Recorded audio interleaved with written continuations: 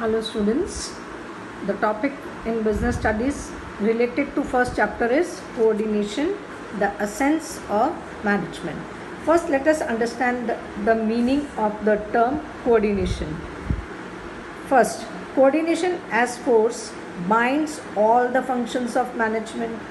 Coordination as essence is required for achieving harmony among individual efforts so that goals of organization are achieved. Coordination as process is required for synchronizing the activities of different departments to achieve organizational goals. Coordination acts as a common thread which runs through all activities of organization to ensure continuity in working, and coordination is a continuous attempt. Now, why is it regarded as essence of management? Because it is required in all functions of management. The first function is planning. Coordination is required in overall plans and departmental plans. It is required in objectives and available resources.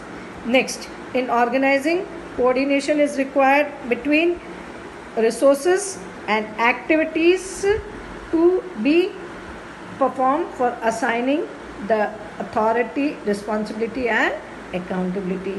In staffing, coordination is required between skill of workers and jobs assigned. In directing, coordination is required